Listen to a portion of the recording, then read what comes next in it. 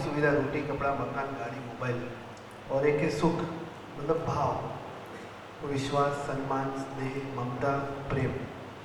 जो ये भौतिक है वो असीमित है, वो जो भाव है वो असीम है, वो जाना हमने।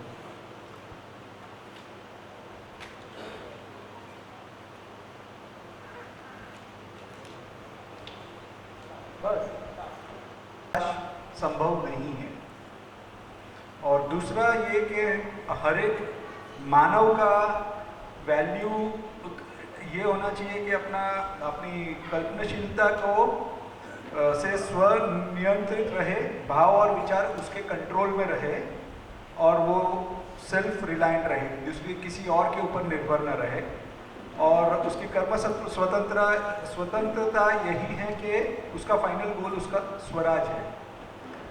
तो मेरे ख्याल से और बाकी आजकल का जो मनी ओरिएंटेड इकोनॉमी और इकोनॉमिक सोशियोलॉजी जो है, उसके बदले हम तन मन धन से एक अच्छे समाज, एक अच्छे स्वयं परिवार समाज की तरफ काम करें, तो मेरे ख्याल से I mean that is the final goal हर एक इंडिविजुअल का।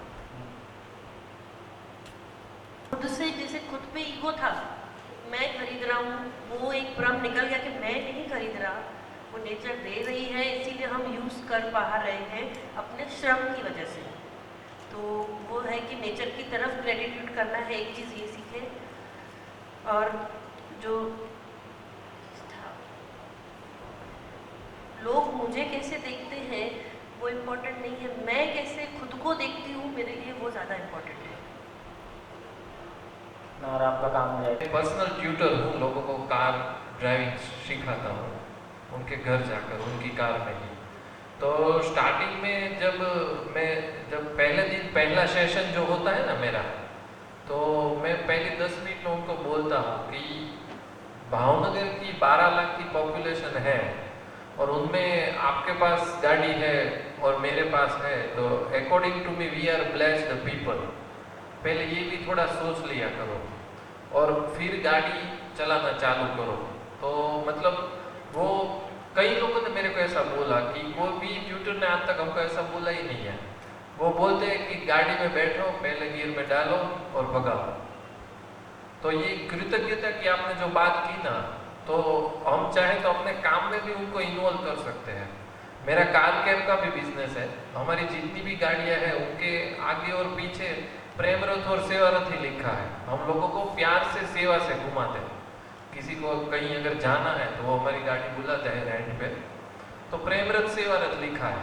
मैंने अपने ड्राइवरों को भी ये बोला है कि भाई लोगों को प्यार से सेवा से घुमाओ, पेमेंट तो आएगा ही, साथ में आशीर्वाद भी आएगा और उनको भी लगेगा कि ये जो है हमको मतलब प्यार से घुमाते हैं। तो ये थोड़ा बहुत क्या कृतज्ञता में आ सकता है क्या ये? तो हमारे भाव और विचार में स्थिरता थोड़ी ज़्यादा बढ़ सकती है। अगर हम दूसरों के पास से एक्सपेक्ट करते रहेंगे तो हमारे भाव और विचार को कोई भी डगमगा के चला जा सकता है, ऐसा मुझे लगता है। जानना ज़्यादा ज़रूरी है कि भाई अपने स्वयं के लिए क्या कर सकते हैं। पहले अपने आप के लिए उपयोगिता प्राप्त कर लेंगे तो फिर वो परिवार पे जा सकता है, समाज के लिए जा सकता है और फिर प्रकृति के लिए जा सकता है। तो अपनी उपयोगिता या अपने वैल्यू, अपना स्किल को कहाँ यूज़ करना है वो भी सीखना बहुत ज़रूरी है। हाँ, और अभी हमारी उपयोगिता क्या है, जैसा अभी हम जी रहे हैं वो तो नहीं जा रही। तो अभी दूसरों के जिंदा रहने के लिए, हम अपने परिवार के लोगों के जिंदा रहने के लिए सहयोगी हैं। जैसे कृतज्ञ होते जाएंगे तो नेचुरल रिसोर्सेज जितने हैं उसका हम लोग मिसयूज भी कम करते जाएंगे। कृतज्ञता का भाव से मिसयूज जुड़ा हुआ है। बढ़िया। कृतज्ञता का भाव आएगा तो नेचुरली वो मिसयूज भी नहीं होगा, फिर जी हम उसकी इज्जत करने लगेंगे। बढ़िया बढ़िया। तो उसने दही मांगा, मम्मा ने बोला दही मत खाओ, सब्जी और रोटी जो बनाई वो खाओ। नहीं, बोले तो मेरे को दही खाना है। उसने दही लिया, फिर उसमें मिर्च डाली, फिर जीरा डाला। बोले ये बहुत मज़ा आता है, मैत्री बोल रही थी। फिर हमने दोनों, मैंने इनको, मेरी वाइफ को टच किया, तो देखते रहे कैसे खाती है, देख सिर्फ तू। फिर धीरे धीरे रोज का एक माहौल बन गया। एक दिन वो छाछ में दही डाल के उसमें रोटी डाल के खा लेती है। और अब वो अपने हिसाब से रोज खाना खा लेती है। पहले हम दोनों के बीच में फ्रस्ट्रेशन रहता था कि खाती क्यों नहीं है, हम जो खाते हैं वही क्यों नहीं खाती है, सब्जी क्यों नहीं खाती, रोटी क्यों नहीं खाती। अब हमने 3-4 दिन ऑब्जर्व किया कि अपने हिसाब से जो उनको मजा आता है वो खा लेती, तो हमको उसमें क्या प्रॉब्लम है, जहर तो नहीं खाती है। तो ये एक भाव अभी थोड़ा रियलाइज हुआ कि उनको जो मजा आता है वो हम उनको करने देवे, थोड़ा उसमें हम उटंग पुटंग मत करें। तो एक ये जो ख्याल आया कि हम उनके माता पिता है एक व्यवस्था के तौर पे, लेकिन उसमें हम प्रभुत्व नहीं जमा सकते, एक अच्छे से ख्याल आया। Thank you sir. बढ़िया। स्वयं से संबंध बनता है तो फिर परिवार में भी हमारा संबंध बनता है और समाज में भी हमारा संबंध बनता है, और फिर पूरा जो आगे जो पूरा सर्किल है तो उसके साथ हमारा संबंध बनता है। तो स्वयं के साथ संबंध बनना ये बहुत अच्छा समझ में आया। और दूसरा आपने ये जो बताया था कि ऊर्जा का अंतर्नियोजन, यानी कि जो आशा विचार इच्छा है उसका अपने सुख या अपने जीने के लिए उपयोग करना, तो वो एक ऊर्जा का अंतर्नियोजन है। और उसको हम बाहर लगाए हुए बैठे हैं तो वो ऊर्जा का बहिर्गमन है। तो ये समझ में आया। बढ़िया। तो व्यवस्था में सब चीज़ें है, ऑलरेडी है, और पूर्ण बहुत मतलब हमारे लिए तो बहुत है, ज़रूरत संग्रह करने की ज़रूरत नहीं है। तो शायद अगर कृतज्ञता का भाव हो, संग्रह ना करें हम, तो शायद स्पर्धा ना हो हमारे बीच में। और अगर स्पर्धा ना हो तो हम किसी से श्रेष्ठ बनने का सोचे नहीं कि मुझे इससे श्रेष्ठ बनना है, तो इसलिए आज मैं चलो मेरा बिजनेस बड़ा कर दूँ या घर बड़ा करूँ, तो श्रेष्ठ की बात नहीं आएगी। श्रेष्ठ हमारे में शायद ये उसका दूसरा वर्ड बोल सकते हैं, उत्तम बोल सकते हैं, कि जो हमारे अंदर के अंदर ही अपने से हम लड़ रहे हैं, अपने से कंपटीशन है, नहीं कि बाहर से कंपटीशन है। जब अगर अपने से कंपटीशन होगी तो शायद हम जो 100 साल में हम लोग ने जो टेक्नोलॉजी इवॉल्व किया है वो शायद हम लोग 20 साल में कर लेंगे। बिल्कुल एकदम ऐसे ही। मेरा कैरियर जो है वो एक टाइम पर आके वो मैं छोड़ देती हूँ, लाइक मैं रिटायरमेंट ले लेती हूँ, या फिर वो एक टाइम पे आके मेरा कैरियर स्टॉप हो जाता है। हमेशा नहीं चलता है मेरे साथ, बट हमने जो बात की उपयोगिता निश्चित है, बट कैरियर निश्चित नहीं है। हम स्विच भी करते रहते हैं, जॉब चेंज करते रहते हैं, कुछ भी ऐसा चलता रहता है। तो मेरे हिसाब से शायद बढ़िया मेरे लिए पूर्ति कर सकती हूँ, वो करियर से आता है मोस्टली। और उपयोगिता वो है जो मेरे द्वारा किसी के जीने में सहायक है, वो मेरी उपयोगिता हो सकती है। तो उपयोग बड़ा वैल्यू है, ज़्यादा समग्रता में है। जब आप देने की बात करते हो तो आपकी तैयारी, आपका कॉन्फिडेंस लेवल, आपकी स्टेट ऑफ माइंड सब एक अलग होराइजन पे आ जाती है। जब हम लेने की बात करते हैं तो हम बहुत छोटे होते हैं, बहुत कटोरा। करियर मतलब कटोरा। और उपयोगिता की बात करते हैं तो हम बहुत ये टर्नओवर या करियर है। उसी काम को करते हुए मैं क्या कंट्रीब्यूट कर रहा हूँ। जो आपने कहा कि पैसा तो आएगा ही, लेकिन उसी काम को भावपूर्ण करेंगे, समझ के साथ करेंगे, तो हमारा कंट्रीब्यूशन भी बढ़ता है, हमारी एफिशिएंसी भी बढ़ती है, हमारी खुशी भी बढ़ती है, हमारा प्रोडक्शन भी बढ़ता है। तो जब कैरियर उपयोगिता बोल रहे हैं तो कैरियर उसमें शामिल ही है। हाँ जी, और कुछ? हाँ, उपयोगिता से बड़ा कैरियर कोई है ही नहीं सर। हाँ, उपयोगिता से बड़ा कोई कैरियर है। जैसे आपका जीवन देख रहे हो। हाँ, बाहर ही बाहर है, बाहर ही बाहर है। बहुत बढ़िया, शानदार, बढ़िया चल रहा है, ठीक हो गया। हाँ जी, आगे बढ़े, आगे बढ़े। तो बोर्ड साफ कर लें। हमने स्वयं को शरीर माना है, मूलतः हमने स्वयं को शरीर माना है। शरीर मान के अर्थशास्त्र लिखा है, शरीर मान के समाजशास्त्र लिखा है, शरीर मान के इंजीनियरिंग की है, शरीर मान के मेडिकल साइंस की है, सब कुछ हमने। हमारी भाषा शरीर की है, इसलिए हमारे पास मानव भाषा नहीं है, हमारे पास वस्तु भाषा है।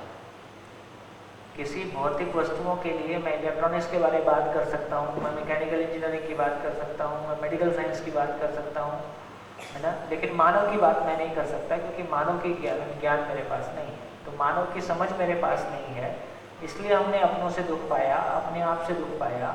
तो हमारी सारे स्ट्रक्चर्स, हमारा लोकतंत्र, हमारा समाज, हमारा बाजार, सब कुछ स्वयं को शरीर मान के बना हुआ है, इसलिए सारे सिस्टम फेल है।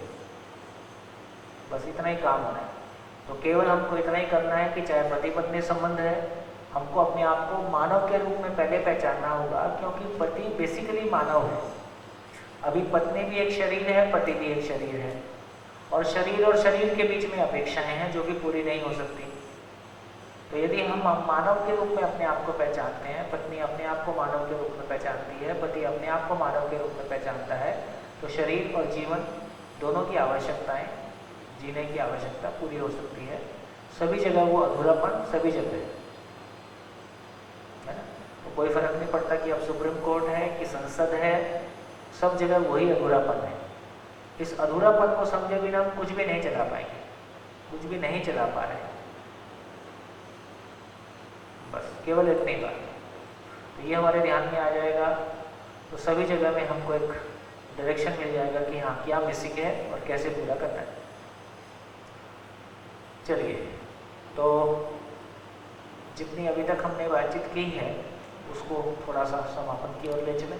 तो एक तो ये बोला कि ये अर्थशास्त्र कैसा है, इस अर्थशास्त्र को बोला कि अभी का अर्थशास्त्र लाभोन्मादी अर्थशास्त्र है। चलो ज़्यादा नहीं लिखते, मैं क्या भूल जाता हूँ, आपका शिविर 5 दिन का है। लाभोन्मादी अर्थशास्त्र जो लाभ के लिए पागलपन पैदा करता है ना।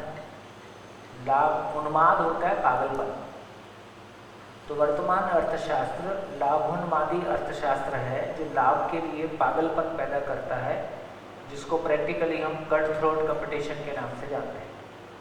तो वर्तमान अर्थशास्त्र लाभ के लिए पागलपन पैदा करता है। वर्तमान मनोविज्ञान कामोन्मादी है, सेक्स के लिए पागलपन पैदा करता है, काम के लिए कामोन्मादी मनोविज्ञान।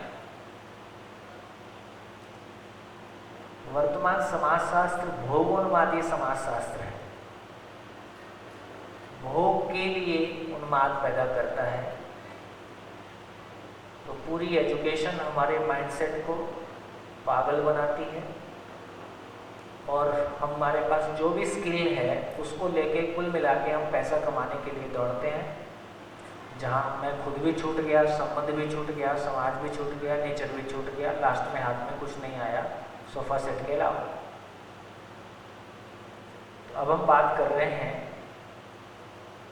कि आवर्तनशील अर्थशास्त्र।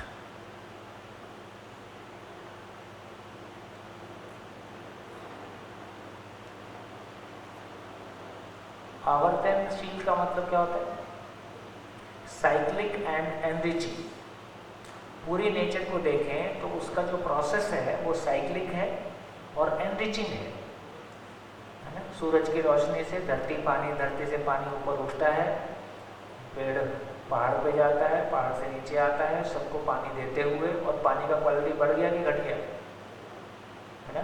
पानी की क्वालिटी भी बढ़ जाती है। बढ़ जाती है का मतलब है कि उसमें बहुत सारे मिनरल्स और बहुत सारी चीज़ें ऐड ऑन होती हैं, और फाइनली पानी फिर समुद्र में पहुंच जा रहा है। तो आवर्तनशील अर्थशास्त्र का मतलब है कि पूरे नेचर की डिज़ाइन ही साइक्लिक है। तो अब हम ये कह रहे हैं कि यदि अर्थशास्त्र बात करेगा तो भौतिक आवश्यकता की बात करेगा।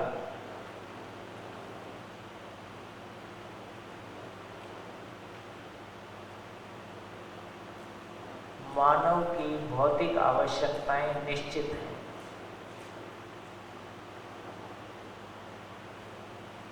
निश्चित है और साधन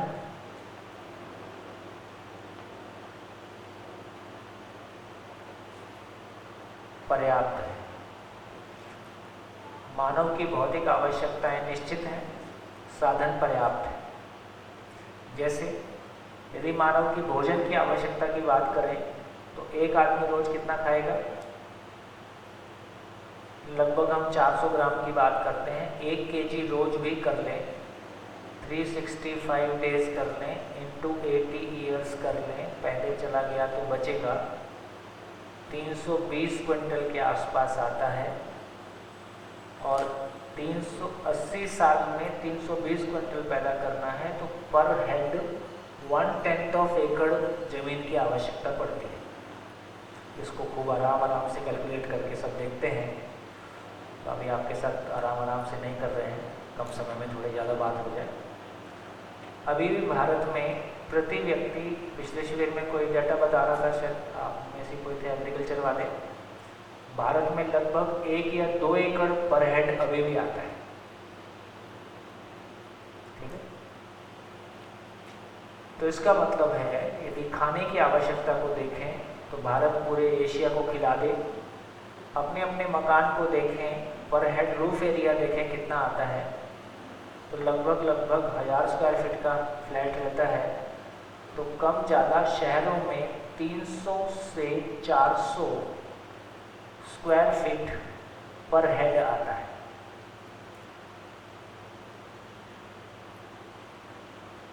और घर में कितने कमरे हैं जो खाली रहते हैं, या अभी घरों की स्थिति कैसी है? कमरे ज़्यादा हैं, रहने वाले कम हो जाते हैं।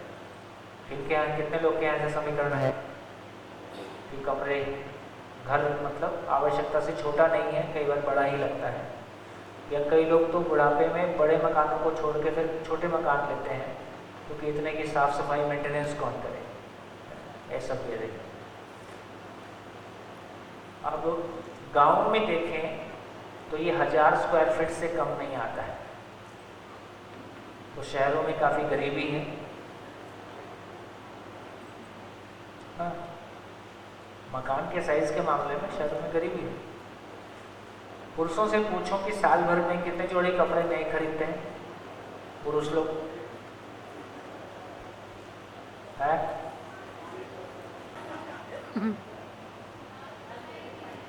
पूछूं कि नहीं पूछूं? तो आज तक बहनों ने पूछने की परमिशन नहीं दी, है ना। तो कभी कभी मैं सोचता हूँ कि कपड़ों के भी आंसू आते होते तो घर में सैलाब आ जाता। कईयों को तो नंबर लगता ही नहीं है पूरी जिंदगी, है ना। तो ऐसा आप देखेंगे तो अभी कितने लोगों को लगता है कि यदि पड़ोसी को चमकाने की ज़रूरत नहीं है और आप चमके हुए नहीं हैं, तो कितने लोगों को लगता है कि जितने कपड़े आज की डेट में हैं वो इस शरीर यात्रा के लिए काफ़ी है। यदि पड़ोसी को चमकाने की ज़रूरत नहीं है, जरूर पीछे मुड़ के देखो, सबको देख के हाथ उठाए।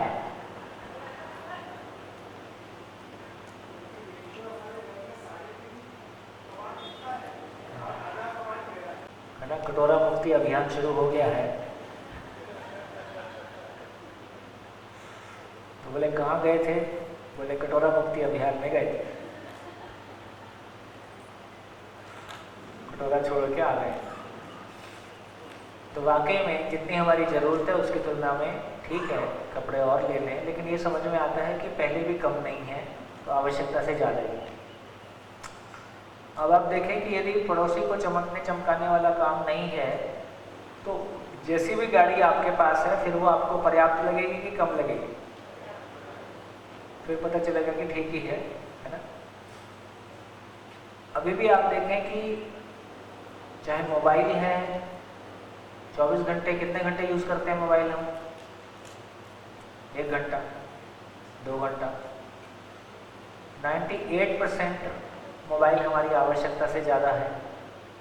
गाड़ी दिन में 1-2 घंटा यूज़ होती है, 98% हमारी आवश्यकता से ज़्यादा है। हमारे शरीर में जितनी ताकत है उसका हम कितना प्रोडक्टिव यूज़ कर रहे हैं? कितना परसेंट बोलेंगे? हमारे पास जितनी सोचने की ताकत है उसका हम कितना प्रोडक्टिव यूज़ कर रहे हैं? क्या निकलेगा? ठीक हो गया। तो इससे ये समझ में आता है कि ऑलरेडी हमारे पास सोचने की ताकत के रूप में कुछ उपलब्ध है, शरीर की ताकत के रूप में कुछ उपलब्ध है, साधनों के रूप में घर, गाड़ी, है ना, कपड़े, तमाम चीज़ें उपलब्ध हैं। इनमें से आज भी देखेंगे तो हमारी आवश्यकता से आज भी ज़्यादा ही है। कम क्यों लगता है? किसी दूसरे के कंपैरिजन में। तो गरीबी वहाँ से शुरू होती है जब हम हमारे भीतर की गरीबी को पूरा करने के लिए किसी दूसरे से अपने आप को ज़्यादा बताने के लिए हम पूरा करते हैं। तो इससे ये पता चला कि आवश्यकताएं आज भी आवश्यकता निश्चित है। कब कब कब जब सामान, अब ये पता चल गया कि सामान से सम्मान नहीं है और सुविधा से सुख नहीं है। जिसने अपनी जिंदगी में ये 2 रिबन काट लिए उसको समझ में आ गया। ये पिछले जितनी हमने चर्चा की है उसमें चर्चा से क्या निकल के आया? उसमें चर्चा से निकल के आया कि सुख से सुविधा नहीं,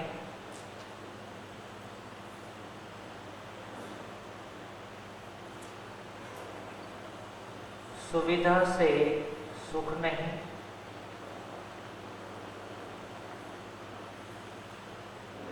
समाधान से सुख और श्रम से समृद्धि।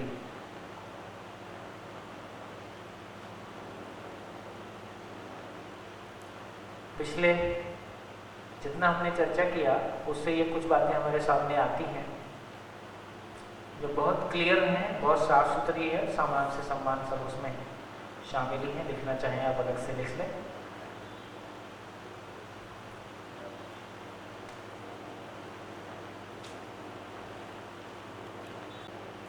जो निष्कर्ष है वो हमको स्वीकार हो जाए, आचरण में आ जाए। आचरण में आने का मतलब है कि फिर मैं वो काम नहीं करूँगा, मेरा उधर मन ही नहीं जाता है, मुझको आवश्यक ही नहीं लगता है, तो उसको बोल रहे हैं।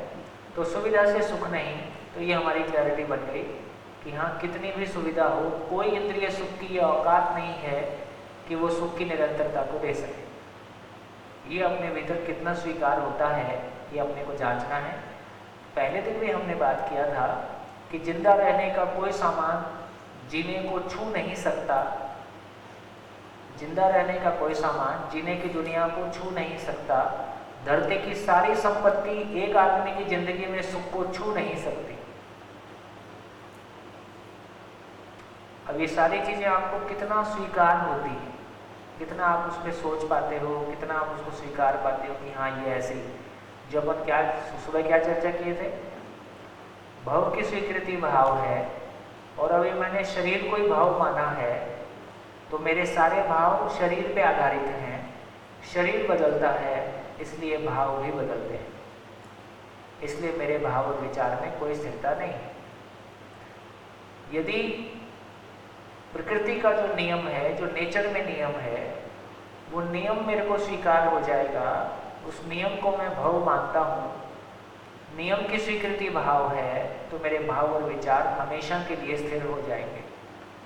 अब सुविधा से सुख नहीं, आप मानो ना मानो, आपको समझ में आए मत आए, नियम ऐसे रहेगा नहीं रहेगा, नियम तो ऐसे ही रहेगा, है ना। आपकी ये चॉइस है कि आप नियम के विरोध में जाके दुखी हो सकते हो और 10-15 साल लगा सकते हैं, लेकिन फाइनली ये नियम ही है कि धरती की सारी संपत्ति एक आदमी की जिंदगी में सुख को छू नहीं सकती। सुख को छू नहीं सकती मतलब कितनी संपत्ति होने से भूतकाल की पीड़ा, वर्तमान से विरोध, भविष्य की चिंता नहीं रहेगी। कितना पैसा होने से आपके भीतर दूसरे को देख के इनसिक्योरिटी नहीं आएगी। कितना पैसा होने से आपके संबंध परिवार में हमेशा के लिए ठीक रहेंगे। ये बार बार इसलिए बोलता हूँ क्योंकि आपके सुख की कंडीशनिंग कहीं और है। मैं कुछ और बोलता हूँ, आपको कुछ और सुनाई दे सकता है। तो ये बात निष्कर्ष में आई कि दुनिया भर की सारी संपत्ति एक आदमी की जिंदगी में सुख को छू नहीं सकती। जिंदा रहने का कोई सामान जीने के काम आता नहीं है। किसी भी सुविधा से सुख पाया नहीं जा सकता है। ये दो अलग अलग दुनिया है, इनकी आवश्यकता अलग है, इनका तरीका अलग है। दूसरी बात ये भी कह रहे हैं कि सुविधा से सुविधा नहीं। इसका क्या मतलब हुआ? सुख मतलब समाधान, समझ, है ना। अब सुख से सुविधा नहीं का मतलब है कि मैं सुखी हो गया, समझदार हो गया, तो ठंड लगेगी नहीं लगेगी? लगेगी। गाड़ी की आवश्यकता रहेगी नहीं रहेगी? रहेगी। मकान की आवश्यकता रहेगी नहीं रहेगी? नहीं। मैं समझदार हो गया और मकान अपने आप प्रकट हो जाएगा? नहीं। मैं सुबह से शाम तक बोल रहा हूँ, कई दिन हो गया, कई साल हो गया, इससे ना एक मकान प्रकट हुआ, इससे ना खाना आया, है ना? तो मेरी समझ से मेरा स्टेट ऑफ माइंड कूल रह सकता है, सुकून में रह सकता है, मेरे को किसी दूसरे से कंपैरिजन नहीं होगा, मैं किसी दूसरे की चीज़ से प्रभावित नहीं होऊंगा, किसी को देख के छोटेपन का एहसास नहीं आएगा, मैं अपने में खुश रहूँगा। पर इससे खाना पैदा नहीं होता है। खाने के लिए क्या करना होगा? कोई श्रम करना ही होगा। तो मैं श्रम करूं या कोई मेरे लिए करे? फाइनली खेत में से ही आएगा। मैं कह रहा हूं कि चाहे मैं करूं या कोई और करे, लेकिन फाइनली खेत से ही आएगा, है ना? तो इसका मतलब है कभी परिवारों की स्थिति, कभी समाज में ये स्थितियां रही होंगी कि आदमी को खाना उपलब्ध होने के लिए ही 12 घंटे का श्रम लगता होगा। 4 घंटे लकड़ियाँ इकट्ठी करने में, 3 घंटे पानी लाने में और सारी ज़िंदगी फसल उगाने में। तो उस समय लोगों ने सोचा होगा कि कुछ लोग केवल ज्ञान का काम करें, कुछ लोग उत्पादन का काम करें, ताकि समाज में ज्ञान का काम चलता रहे। आज स्थितियाँ कैसी हैं? आज हमारे पास वो सामर्थ्य है कि एक परिवार में अपने परिवार के जीने खाने का काम भी हो सकता है और हम समझ का काम भी कर सकते हैं, है ना? एक बटन दबाया फैन चल गया, एक बटन दबाया एसी चल गया, बटन भी नहीं दबाना है, बिस्तर पे बैठे बैठे टुकुर टुकुर करना है। ठीक? तो जितना हमारी लाइफ में ऑटोमेशन आया है, जितनी सुविधाएं आई हैं, उससे हमारे जिंदा रहने का काम जो पहले 12 घंटे में होता था, अब वही काम 4 घंटे में होने लगा। तो 8 घंटा बचा। तो इस बचे हुए 8 घंटे का क्या करें?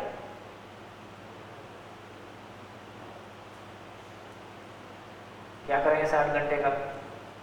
आओ चुगली चुगली खेलें, है ना? चलो कहीं घूम के आ जाएं। कितना घूम के आएंगे, कितना कुछ करेंगे, फाइनली तो मन तो मेरे साथ ही है ना। तो मानसिक बेरोजगारी से मुक्त हुआ जाए, अपने समझने का काम ढंग से किया जाए, अपने परिवारों में अच्छे से बैठा जाए, अपने परिवारों को मंदिर बनाया जाए, अपने परिवारों को, है ना, सही अर्थों में जिस पर्पज़ के लिए इस संसार में आए हैं, आप सोच के देखिए कि जिस परिवार में हम पैदा हुए, है ना, ज्ञान के लिए उसी परिवार को हमको छोड़ के जाना पड़ा, क्योंकि परिवार हमारे ज्ञान के लिए बाधा साबित हुआ, ऐसा लोगों ने पहचाना। ऐसी आवश्यकता क्यों पड़नी चाहिए? उस समय की जो भी परिस्थितियां रही होंगी, लेकिन आज हमारा परिवार को हम स्वर्ग बना सकते हैं। अपने परिवार में समझने का काम भी होगा, अपने परिवार में उत्पादन का काम भी होगा। कुछ पाने के लिए कुछ खोने की आवश्यकता नहीं है, सब कुछ एक साथ पाया जा सकता है, एक ही परिवार में जिया जा सकता है। जितनी सामर्थ्य है पूरे परिवार की, उतने सामर्थ्य का यदि हम सदुपयोग करते हैं तो जिंदगी में कोई कमी की आवश्यकता नहीं है, बल्कि ओवरफ्लो रहेगा। हमेशा हम दूसरों के लिए भी उपलब्ध रह पाएंगे, इतनी सामर्थ्य मानव के पास है। तो इससे ये समझ में आया कि क्या समझ में आया? सुविधा से सुख नहीं, सुख से सुविधा नहीं, है ना?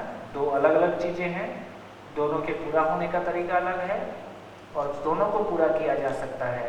धीरे से आगे देखते हैं, सभी का पूरा हो सकता है। तो इस चर्चा में, है ना, तो मानव की भौतिक आवश्यकताएं निश्चित हैं, साधन पर्याप्त हैं। खुशी की बात यह है कि मानव की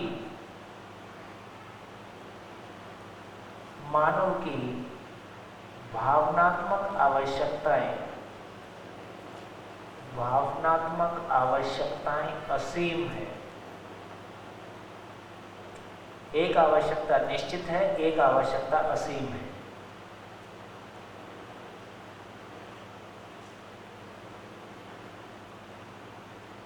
थोड़ा बड़ा कर दो इसको। हाँ, गुड।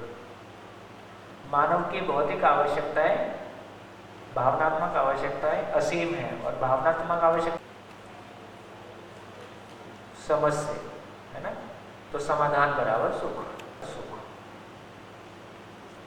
खुशी की बात यह है, खुशी की बात यह है, यदि भौतिक आवश्यकता को देखें तो हर मानव में आवश्यकता से अधिक उत्पादन की क्षमता है कि नहीं? हर मानव में उसका हम प्रयोग ना करें ये अलग बात है, तो भी काम करने की कैपेसिटी भी बढ़ जाएगी। बिल्कुल। देखिए सिंपल एग्जांपल से देखें, खेत में एक आदमी जितना पैदा कर सकता है सारा खुद खा सकता है, फैक्ट्री में जितना पैदा कर सकता है सारा खुद यूज कर सकता है, और ऊपर से ऑटोमेशन। तो इससे ये समझ में आता है कि मानव की कंज्यूम करने की कैपेसिटी बहुत कम है, उसकी तुलना में उसकी उत्पादन की कैपेसिटी ज़्यादा है। ठीक हो गया? तो इससे पता चलता है कि हर मानव में, हम ये बात अलग है कि हमारी शिक्षा ऐसी है कि हमको पेन और मुंह चलाने के सिवाय कुछ काम नहीं आता। हमारी एजुकेशन ने हमको पेन चलाना और मुंह चलाना इतना ही सिखाया, हमको आता कुछ नहीं है हाथ से करें। तो हम गरीब बने हैं तो इस एजुकेशन की वजह से, जिस तरह की एजुकेशन है, ये काम बहुत कम लोगों के लिए उपलब्ध है। आवश्यकता इस बात की, अभी भी आप देखेंगे जितने डेवलप्ड कंट्रीज कहलाते हैं उनमें स्किल परसेंटेज 94% के आसपास, अबाउ 90% की बात करते हैं। तो लगभग 90% को अभी भी आप देखेंगे केवल ये लिखने और बोलने वाला काम करने वालों के लिए कितने लोगों की जरूरत है? बहुत कम लोग। बाकी कोई ना कोई आदमी अपना कोई ना कोई काम करता ही है, कोई ना कोई व्यवसाय करता ही है, पूरे देश को देखेंगे। तो इसलिए लगभग 8th के बाद हमारी एजुकेशन सिस्टम में स्किल्स को शामिल करना भी आजकल स्किल डेवलपमेंट मिशन और स्किल्स को लेके काफ़ी जोर दिया जा रहा है ना? क्योंकि हर एक के पास 2, 5, 10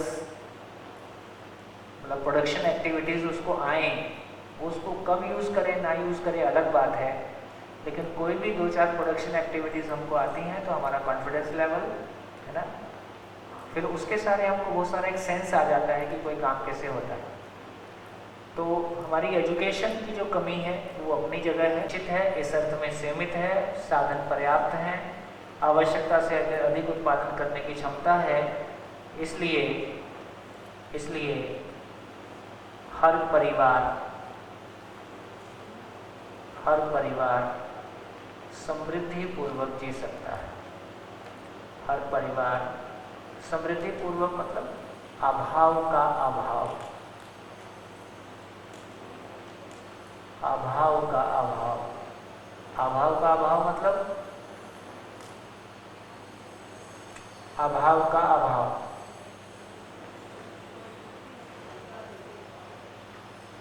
कमी की कमी हो जाए, कोई कमी ही ना रहे, आवश्यकता से अधिक होने का भाव है ना। जैसे मान लीजिए मेरे को शिविर करना है तो मेरे को 2 ब्लैक, 2 ब्लू, एक आध रेड पेन की जरूरत होती है। यदि 3 ब्लैक उपलब्ध हैं तो मेरी आवश्यकता से ज़्यादा होगी, तो मेरे को कभी भी ये नहीं लगेगा कि पेन कम तो नहीं पड़ जाएगा।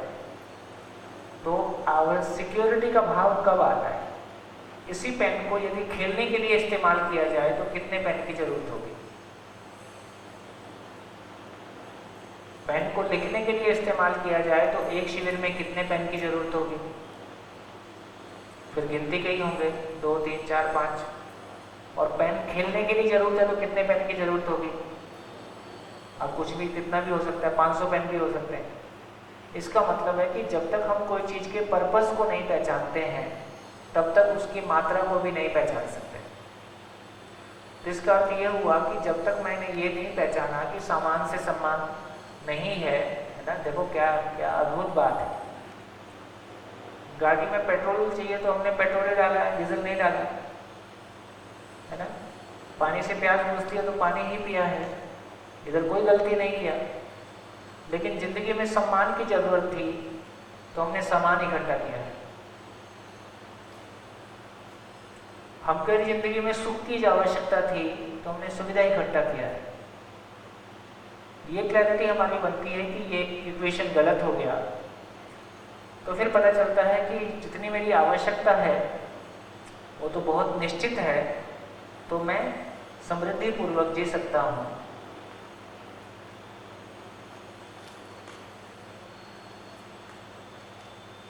तो फाइनल समीकरण ये निकल के आया कि मानव की भौतिक आवश्यकताएं निश्चित हैं, साधन पर्याप्त हैं, मानव में आवश्यकता से अधिक उत्पादन की क्षमता है, हर परिवार समृद्धि पूर्वक जी सकता है, सभी आवश्यकताएं पूरी हो सकती।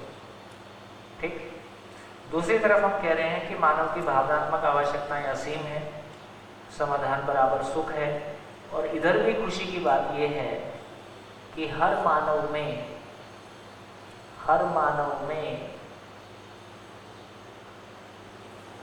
समझने की आवश्यकता असीम है।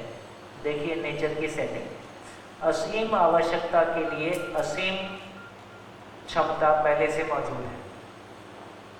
तो समझने की भावनात्मक आवश्यकता असीम है, तो उसके लिए समझने की क्षमता भी असीम है, पहले से ही है। इससे ये भी पता चलता है कि हर मानव, इसका मतलब हर मानव निरंतर सुखपूर्वक जी सकता है। बताइए इसमें कोई कमी हो तो बताइए।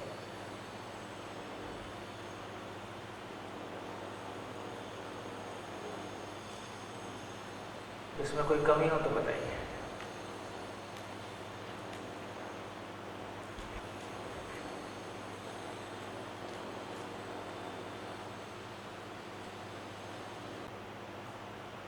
कितने लोगों को ठीक लग रहा है? ठीक हो गया। साधन सीमित है, ये पढ़ने से कैसा लगता है? आवश्यकताएं असीम है, साधन सीमित है, ये पढ़ने से कैसा लगता है? एक डर लगता है, इनसिक्योरिटी लगती है, स्ट्रगल करना ही पड़ेगा ऐसा लगता है, उठ के तुरंत चलूं क्या, है ना, ऐसा लगता है। और जब ये लिखा हुआ दिखाई देता है कि आवश्यकताएं निश्चित हैं, साधन पर्याप्त हैं, अब कैसा लगता है? ठीक हो गया। रॉबिन्सन को क्या कंफ्यूजन हुआ होगा, क्यों उसने ऐसा लिख दिया?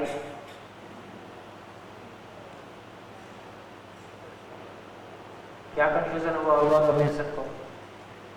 तो रॉबिन्सन को मानव समझ में आया नहीं।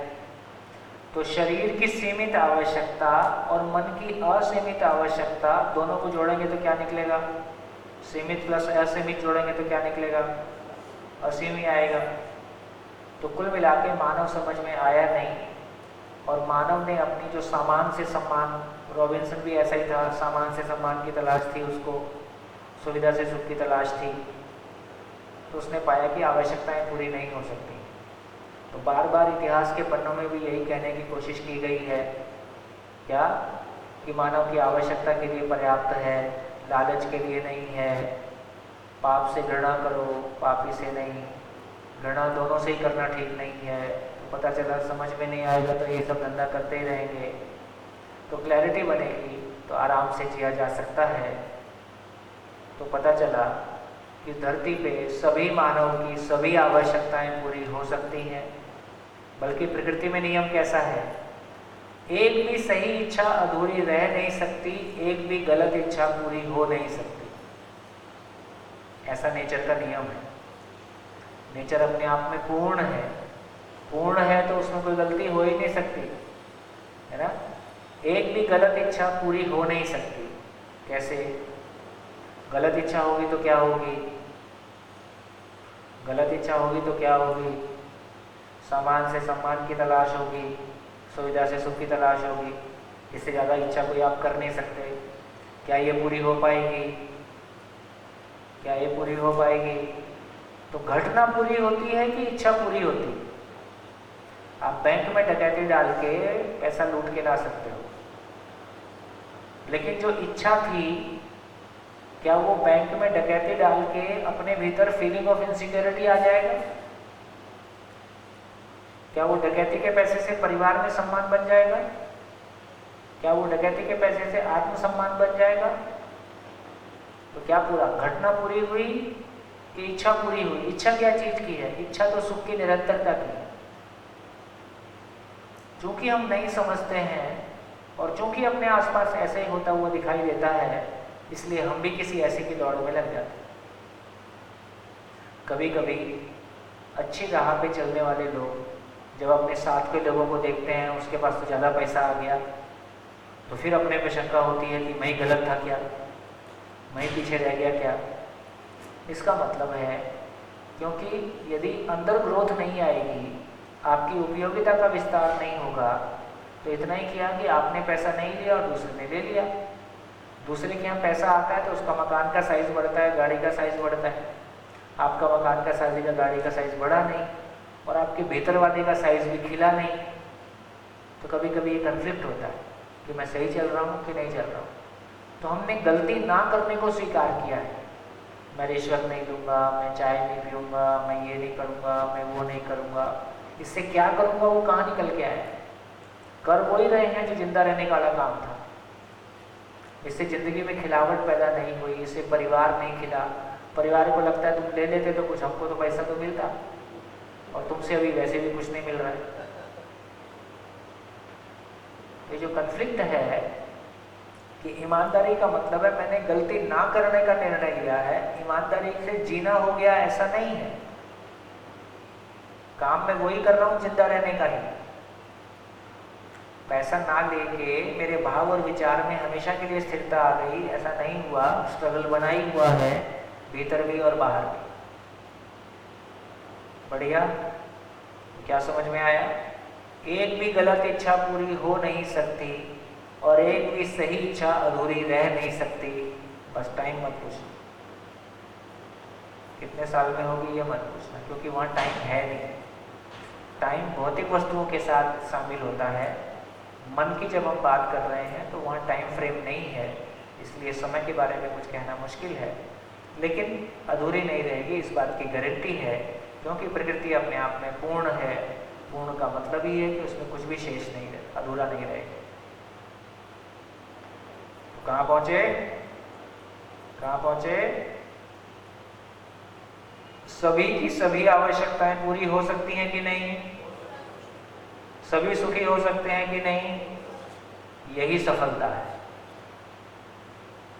यही सफलता है कि हर व्यक्ति अपनी उपयोगिता के साथ में जी सकता है, वो हर दिन अपनी उपयोगिता का विस्तार कर सकता है, अपने में तृप्त रह सकता है, संसार में तृप्त रह सकता है। इसलिए प्रकृति में ऐसी व्यवस्था है ही जहाँ बिना गलती अपराध किए हर मानव सुखी हो सकता है, हर मानव सफल हो सकता है, हर मानव की सभी आवश्यकताएं पूरी हो सकती हैं। जय हो, मंगल हो, कल्याण। अभी सूरज नहीं छिपा है, सूरज छिपने के पहले काम पूरा कर दिया। बोलिए, ताली बजा सकते हैं।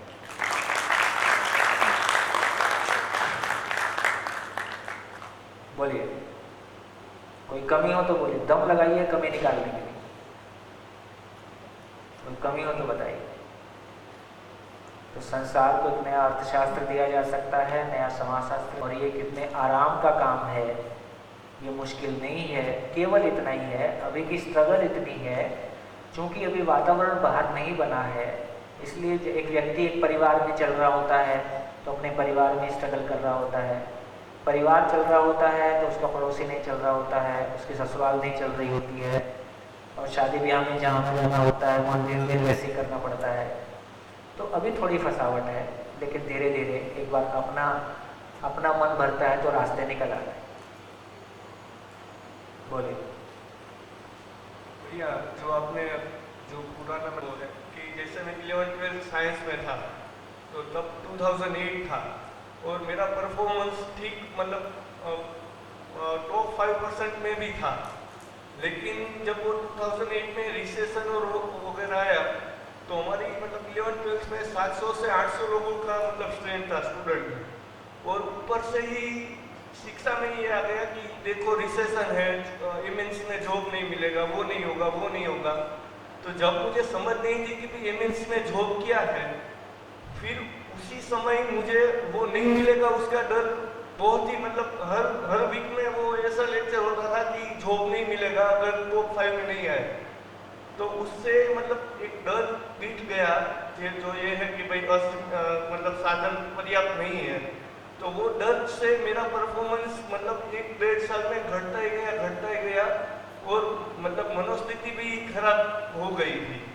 तो वो एक मतलब ये जो चीज़ें हैं वो बहुत ही पीड़ा में से निकलती है सब। बिल्कुल वो परफॉर्म करता है या जो जिस काम को कर रहा होता है बस उसमें उसको मजा आ रहा होता है, ठीक। तो उन्हीं लोगों ने बढ़िया परफॉर्म किया है जो जिस काम को करते थे बस उसको प्यार करते थे, क्योंकि प्यार ही वो अनवरत मोटिवेशन है, प्यार ही वो ऊर्जा है जो हमेशा आपके भीतर ईंधन देती है, हमेशा आपको चलाती है। दूसरों से आगे निकलना है या असुरक्षा के लिए कोई काम करना है, ये लोग पेट भरेंगे, ये लोग कोई बड़ा काम नहीं कर पाएंगे। तो हमने पूरे समाज को पेट भरने के लिए लगा दिया है, पूरे समाज को डरपोक बना के पढ़ लो 2 रोटी के लायक हो जाओगे। तो 2 रोटी के लायक होने का नाम जिंदगी है, दूसरों से आगे निकलने का नाम सफलता है। तमाम ऐसी डरावनी बातें बोल बोल के, है ना। अभी वो कोई मेरे को बता रहा था, बोले वो अमीर परिवारों के बच्चे और गरीब परिवारों के बच्चे में बड़ा फर्क क्या आता है। बोले गरीब माँ बाप लगातार अपनी सीमाएं अपने बच्चे को बता रहा होता है, देखो ये नहीं हो सकता है, हम ये नहीं कर सकते हैं, हमारे पास ये नहीं है, हमारे पास ये नहीं है। उसको सुन सुन के उसके भीतर एक लिमिटेशन आ जाती है कि हम नहीं कर पाएंगे। तो बच्चे का जो कॉन्फिडेंस लेवल है, आप लगातार घर में नेगेटिव बातें करते हो, लगातार क्या बोलते हैं, जितनी चादर उतने पैर ठीक है, कि जितने पैर उतनी चादर ठीक है। और 2 फुट लंबी भी चाहिए, मच्छर आता है तो लपेटने के लिए भी चाहिए, और गेस्ट आएगा तो उसको अपनी चादर में थोड़ी सुलाओगे, आजा मेरी चादर में ही आ जाए, उसको बोलो यार एक चादर एक्स्ट्रा भी चाहिए। तो जितनी आवश्यकता है उससे अधिक की उपलब्धि की आवश्यकता है। ये गरीबी में जीने की आवश्यकता नहीं है। इस देश ने गरीबी में जीने को महिमा मंडित किया है, इस देश ने न्यूनतम में जीने को महिमा मंडित किया है, गरीबी में जीने को महिमा मंडित किया है। ये भी ठीक नहीं हुआ है। तो हमारे पास 2 मॉडल हैं। अल्टीमेटली पूजा वस्तु की ही है, या तो आपकी पूजा इसलिए हो गई है कि आपने वस्तु को त्याग दिया है, या आपने वस्तु का संग्रह किया है। दोनों तरफ पूजा वस्तु की है, आदमी की नहीं। एक सन्यासी की पूजा किस बात की है, कि वस्तु को त्याग दिया है। एक रईस आदमी की पूजा किस बात की है, कि उसने संग्रह किया है। अल्टीमेटली महिमा किसकी है, महिमा वस्तु की है। आदमी किसी श्रेष्ठ आचरण के साथ जिया है, उसकी पहचान कब हो रही। तो त्याग की पूजा है कि संग्रह की पूजा है, मानव की तो पूजा नहीं। तो ना हमको गरीबी में जीना है, प्रकृति में कोई गरीबी नहीं है, तो हमको भी गरीबी में जीने की आवश्यकता नहीं है। हाँ, अपनी आवश्यकताओं को पहचानना है। आवश्यकताओं को पहचान के देखेंगे तो प्रकृति में पर्याप्त है। आवश्यकता से अधिक के भाव में जीना है, रईसी के साथ में जीना है, ठसके के साथ में जीना है ना। और इधर अपने परिवार में संबंध की तृप्ति है, अपने जीवन में अपनी उपयोगिता की तृप्ति है, इस उपयोगिता का फैलाव है इसका। एक शानदार जिंदगी। तो एक परिवार इस दुनिया की सबसे खूबसूरत प्रयोगशाला है, जहाँ आदमी अपने ज्ञान को आचरण के रूप में प्रमाणित करता है। परिवार कोई बहुत खूबसूरत जगह है। अभी परिवार क्या है, वो होटल है। छोटे परिवारों में ढाबा है, कहीं ढाबा है, कहीं होटल है।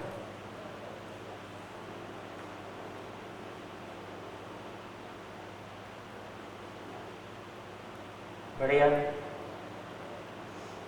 लिख डालिए क्या समझ में आया। इस पूरी चर्चा से क्या समझ में आया, क्या सोच के जी रहे थे, क्या सामने आया, कहाँ गैप्स हैं, मेरे लिए आगे के लिए क्या कार्यक्रम बनता है, अपने परिवार के लिए क्या जगह बनती है।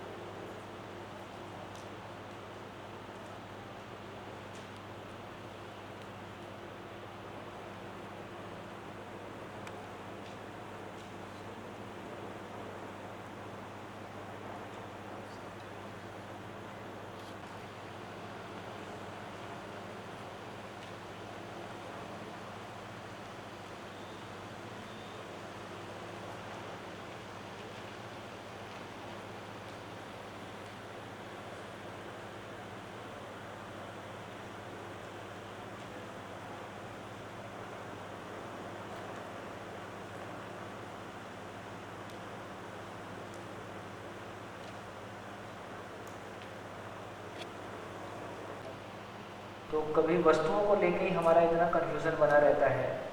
कभी मकान बदलने की बात है, तो कभी गाड़ी बदलने की बात है, तो कभी कोई सामान, और कभी इतना बड़ा बाजार हो गया है, उसमें इतनी वैरायटी हो गई है, उसमें इतनी तरह का सब मटेरियल है, और पैसा हाथ जेब में है तो वो टिकने भी नहीं देता है।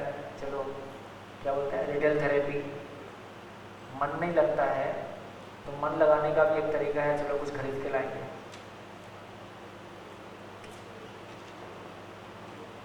तो यदि ये हमारी क्लैरिटी बनती है तो हमारी कितनी एनर्जी लिबरेट होती है, कितना समय, कितना पैसा, कितना सारा मन की दौड़ जो अनावश्यक हो रहा था, जबकि उन वस्तुओं की हमको ज़रूरत नहीं है, और लाने के बाद पता चल रहा है घर में रखने की प्रॉब्लम हो गई है, फिर उसके लिए अलमारी बनवाओ, है ना। किसी भी घर में देखेंगे, यदि एक बार बैठ के तय करना शुरू करेंगे कितना सामान काम का है, कितना फालतू है, तो पता चलेगा तो आधा तो स्टोर ही है, क्योंकि वो ठीक ठाक है, आप फेंक भी नहीं पाते और अपने काम का भी नहीं है, इसलिए रखे भी रहते हो।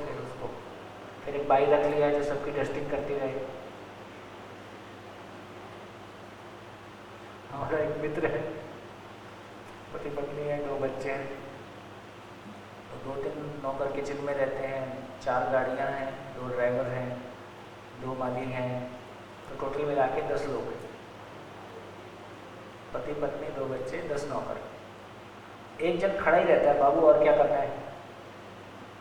अब बाबू उनके लिए काम ढूंढते रहता है, तो मेरे को ये समझ में नहीं आता कि नौकर बाबू के लिए है कि बाबू नौकर के लिए। अच्छा, आदमी पैसे देता है तो आदमी को खाली बैठा हुआ भी ठीक नहीं लगता है, खाली बैठा है तो फिर उसके लिए वो काम ढूंढता है।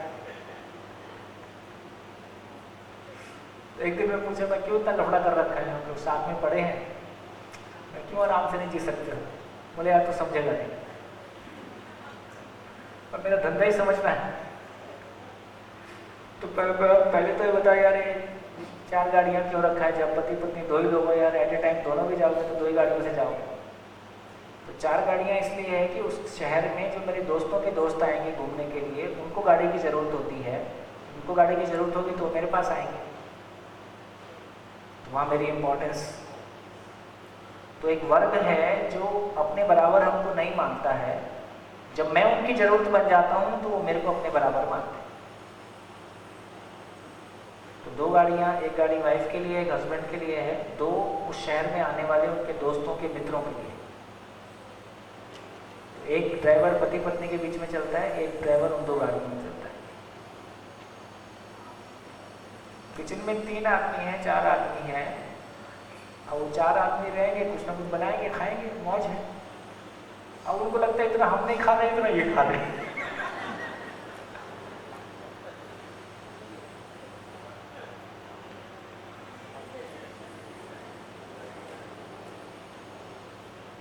ऐसी है जिंदगी हमारी, कभी स्टेटस के नाम पे, कभी कोई क्या क्या हो रखा है, जिंदगी बिल्कुल कहीं और है, हो कुछ और रहा है।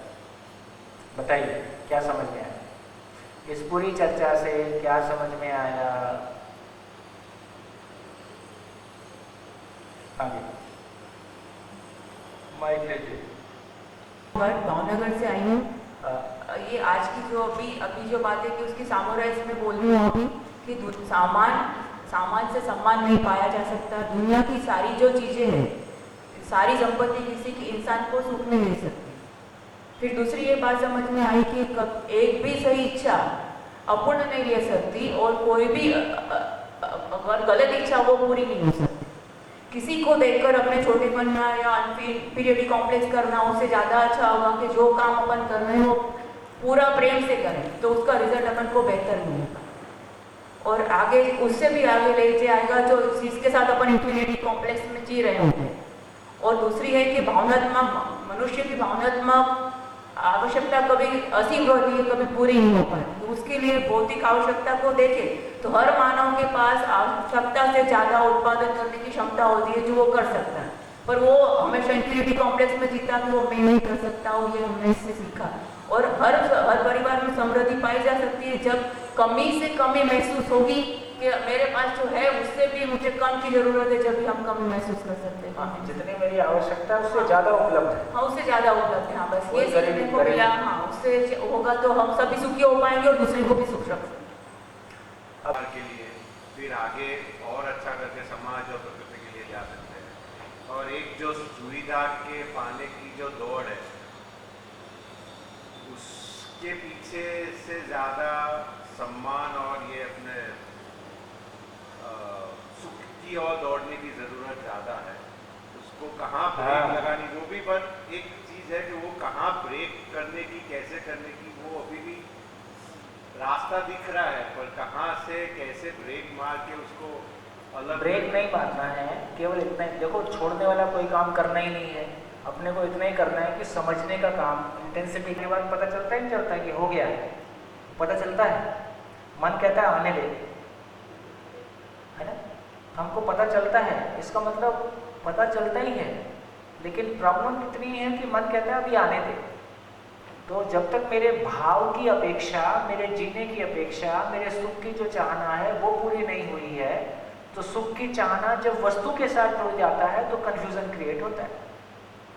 और जब सुख की चाहना समाधान से पूरा होता है, मानसिक स्टेबिलिटी से पूरा होता है, तो उधर कंफ्यूजन नहीं होता है, वो तो पहले से साफ सुथरा है। तो भौतिक वस्तु में कंफ्यूजिंग नहीं है, मैंने कंफ्यूजन को आरोपित किया है। सामान से सम्मान की तलाश, सुविधा से सुख की तलाश, वो पति की भी है, वो मेरी भी है, वो अपने फ्रेंड सर्किल में फंसा है। पति का अपना एक फ्रेंड सर्किल है जहाँ वो कंपैरिजन कर करके अपने आप को छोटा महसूस करता है। जो छोटा महसूस करता है तो वो भी अपने लिए प्यार से भरा हुआ नहीं है, तो आपको क्या प्यार दे दे, है ना। आप अपने सर्किल में, अपनी जगह में, अपनी जिन भी भौतिक वस्तुओं की वजह से हम अपने सम्मान को जैसा आकलन कर रहे हैं, हम अपने आप में छोटा महसूस करते हैं, हम अंदर से खुश नहीं हैं, तो पति को क्या प्यार दे दें, ठीक। तो ऐसे में सारा खेल खराब हो गया। सही बात है। और जैसे हम ऐसा समझते हैं कि बच्चों को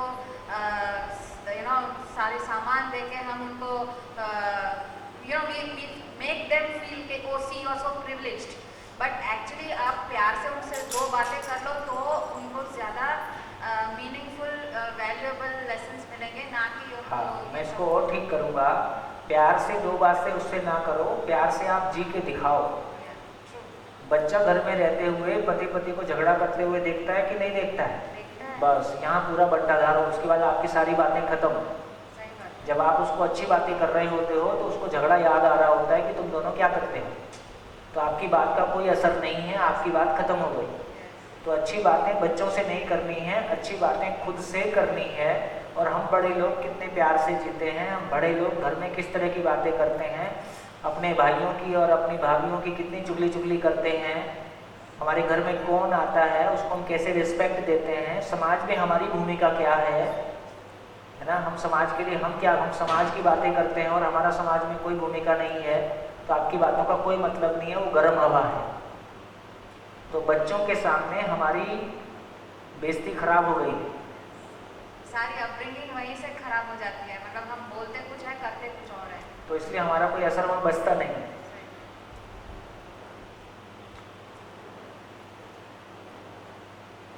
हाँ जी, बोलिए, बोलो बोलो बोलो, हाँ बोलो माइक।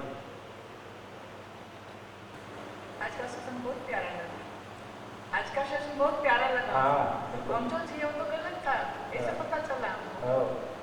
सबके लिए जी कैसे जी रहे थे, क्या जी रहे थे, वो तो पता प्रभु के भी तरफ से, समाज की तरफ से भाव थे, पर कैसे प्रदर्शित करो पता नहीं चलता था सर। आज सारा समझ में आ गया। समाज की तरफ हमारा भाव है, पशु पक्षी वो सब सारे सब निर्भर अस्पष्ट रहते हैं, सब वो हमको जानने में आया है। कुछ करना है हमको सर। आप कहाँ से हैं? मैं राजकोट चेतना दास है,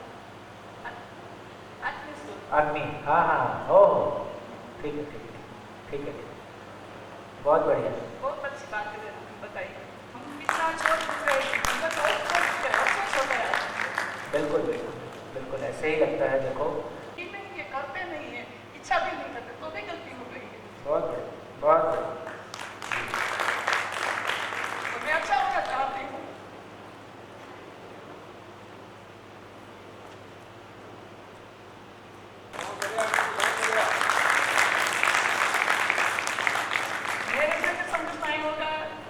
आया है। मैंने सोचा मैं क्या करूँ, नर्सिंग में गई, समाज सेवा की है, परिवार का पोषण किया है, बेटी सबको पढ़ाया है, दिए भाई भोजा सब है, सबके साथ रही हूँ, पर मैंने क्या गलत किया वो मैं सोचती तो कुछ छूट गया है मुझसे, तो वो अफसोस होता है कि मैं पहले छोटी केवल जब होती आप मेरे साथ होते तो मैं आगे बढ़ सकी होती। ये सेशन मैंने क्यों नहीं किया आपका, आप आज इसके साथ में आई तो अच्छा लगता है कि मुझे कुछ नई दुनिया देखने मिली, सुनने मिली, सोचने मिली। ये अच्छा सब बहुत अच्छा है। कोई नहीं मेरा छूट गया, पर ये सब तो आगे आएंगे ना छोटे छोटे, उसको तो रास्ता मिलेगा। अच्छा बिल्कुल मेहनत भी खूब किए पा। हाँ, अरे पुराने लोगों ने बहुत मेहनत किया, मेहनत की है सर, बहुत मेहनत की। इसका अभी में आप लोग कल्पना नहीं कर सकते हो, या आप सुना होगा तो अपने घर में कोई सुना होगा, पुराने लोगों ने क्या मेहनत की है और क्या स्ट्रगल की है। अब वो बातों का कोई बहुत मोल बचता नहीं है, पर मेहनत तो बहुत है। सम्मान क्या वही पता नहीं चलता, तो बेटी को बोलना नहीं है, पति को सुनना नहीं है, बच्चे को मारना नहीं, तो क्या करना है आपको, वही पता नहीं, चुप रहना है, वही पता था, घर चलाना है, काम करना है।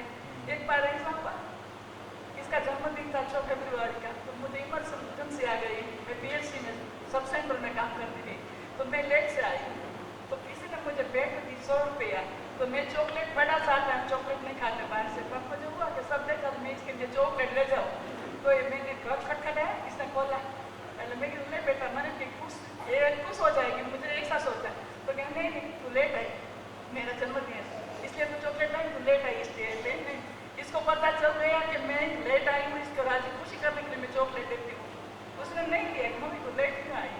तो समाज के प्रति मेरी भावना तो होती है नहीं, इमरजेंसी आ गई तो मैं हॉस्पिटल से लेट छूटी, तो ये घर में रात देख रही थी, रात को लाइट भी नहीं, सो गई थी, तो तभी मुझे बहुत दुख हुआ कि मैं परिवार के साथ कुछ गलत करती, पर समय नहीं रहता, समाज को संभालू, घर को संभालू, बच्चे को संभालू।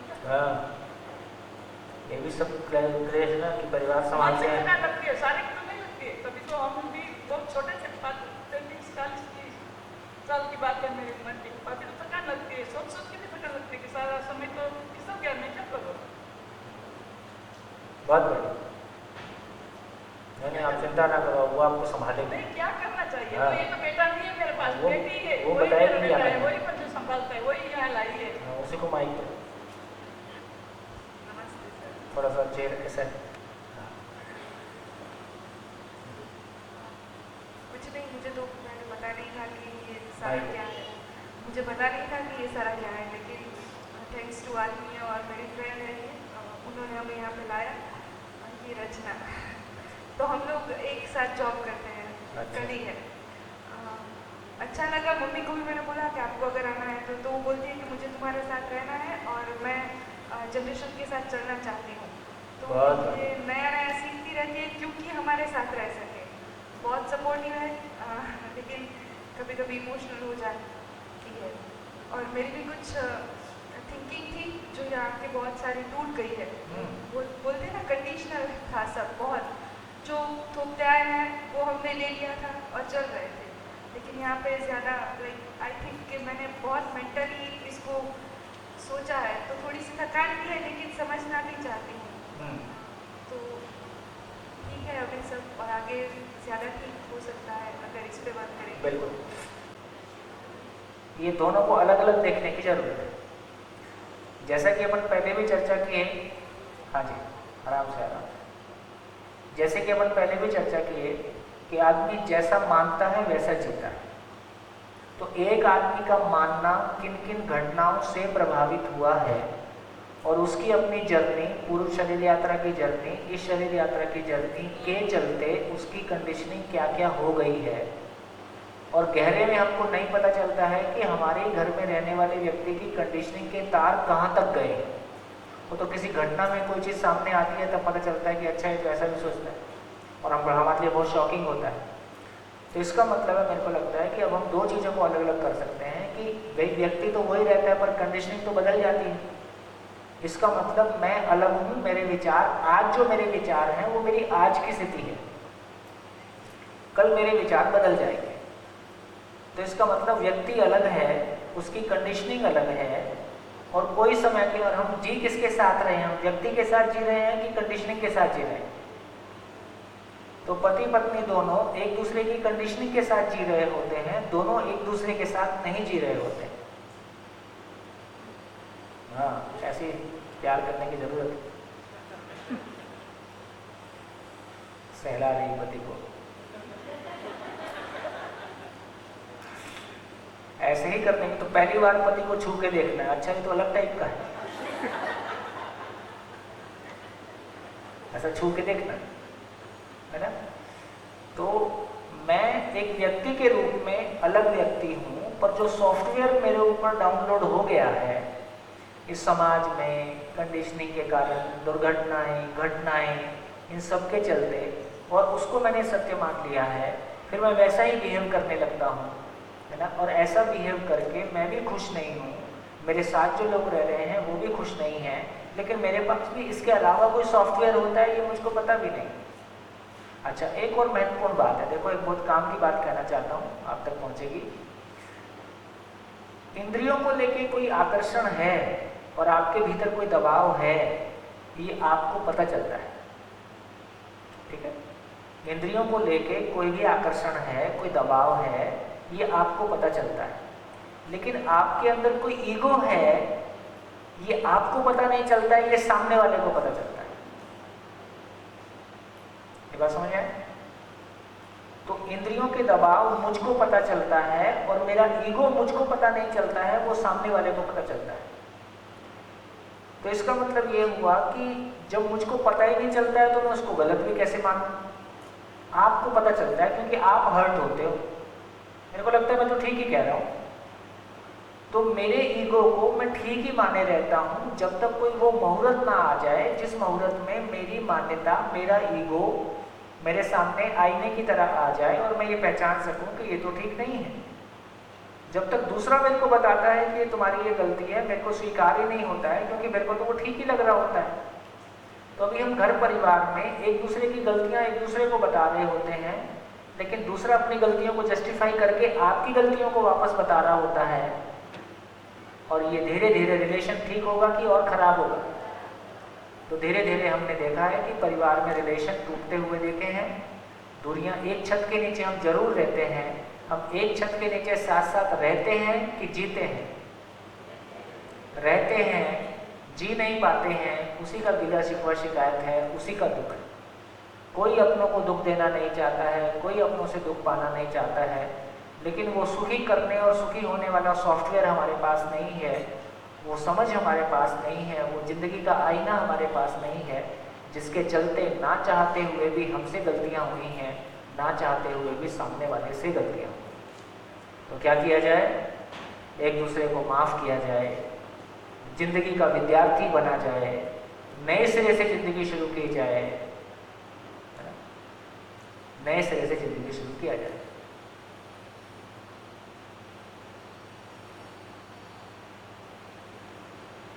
बढ़िया, माइक। भैया मैं और मेरी बहुत हमेशा शिकायतें रही। मुझे ऐसा लगता था कि मम्मी ने वो टाइम ही नहीं दिया हमें। इवन जिस दिन मेरा सिलेक्शन हुआ था तो उस समय वो बहुत ही बड़ी चीज़ थी, सिलेक्शन हुआ, आपकी 6th रैंक है, और मम्मी सुबह मतलब 4 बजे उठ के उनका जो रूटीन था वो 6 बजे चली गई, उनको बस पकड़नी होती थी। तो उस दिन भी जैसे मैंने खाना बनाया तो मेरे पास फ़ोन कॉल्स आ रहे थे, तो मैं फ़ोन भी ले रही हूँ और खाना भी बना रही हूँ कि पापा को ऑफिस जाना है।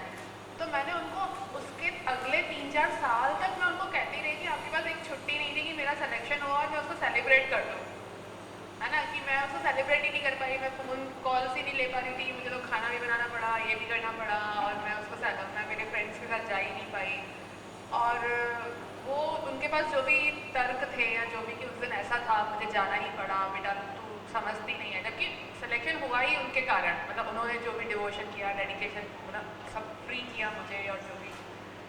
तो लेकिन अभी इनफैक्ट इस 1-1.25 साल से जो मेरी आप लोगों के साथ जर्नी चल रही है, तो मैं इस बात को बहुत गहराई से, मतलब आंटी मैं आपको ये इसलिए कह रही हूँ कि आप उस गिल्ट फीलिंग से बाहर आओ कि आपने समाज को समय दिया या जिसको समय दिया, कि मैं इसको बहुत गहराई से समझ पाई कि उनकी वजह से, उन्होंने जो किया उसकी वजह से मैं बहुत कम एज में समीक्षा कर पाई इन सारी चीज़ों की, उनकी नौकरी की, महिलाओं को काम करना चाहिए कि नहीं करना चाहिए, और मतलब ये जो सारा जो हमने पैसे के पीछे हमने एक जो पूरा मतलब महिलाओं के लिए मतलब मम्मी के लिए काम करना कोई आइडेंटिटी इशू नहीं था, उनके लिए काम करना कि 2 लोग काम करेंगे तो ज़्यादा अच्छी लाइफ चलेगी, ज़्यादा अच्छी लाइफस्टाइल हम मेंटेन कर पाएंगे। तो उस वजह से वो जो पूरा साइकिल हम ही ने गढ़ा है, समाज ने ही गढ़ा है।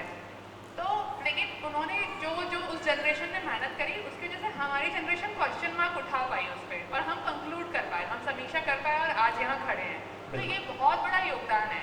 मतलब वो जो घटनाएं हैं छोटी मोटी की बचपन में मम्मी चली जाती थी, हमें थोड़ा बहुत स्ट्रगल करना पड़ता था, या जो मैं ये घटना बता रही हूँ, ऐसी बहुत सारी घटनाएं हो सकती कि वो टाइम नहीं दे पाई, हमको उतना टाइम नहीं दे पाई, लेकिन उन्होंने टाइम नहीं दिया तो मैं आज यहाँ खड़ी हूँ, मैं कंक्लूड कर पाई।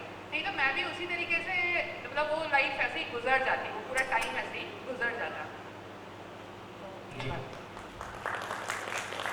साथ नहीं आना है, तू पढ़ मैं आऊँगी, देर से आती हूँ, ताला है, चाबी तो नहीं है, मैं आके खोलती हूँ तभी बाहर निकलती हूँ। पढ़ाई क्या बात, छोटी छोटी गली में निकल जाती, बच्ची के साथ खेलती है तो परीक्षा कैसे देती है, मैं साइंस से रखूँगी, मम्मी मैं नहीं पढ़ा सकूँगी, मेरी ड्यूटी है तो मैं पास होऊंगी। પછી मैंने तारीख लिख ली, मार्च में 1 दिन 2 दिन राउंड किया कि इतने दिन बाकी, इतने दिन बाकी, इतने दिन बाकी, ऐसे करें। एक दिन ऐसे फूल गोभी का साग बनाया स्टोव में, वाइट वाला स्टोव आता है केरोसिन वाला वो, तो क्या गोभी मिर्ची मीठा डाला है, नमक कुछ भी नहीं डाला।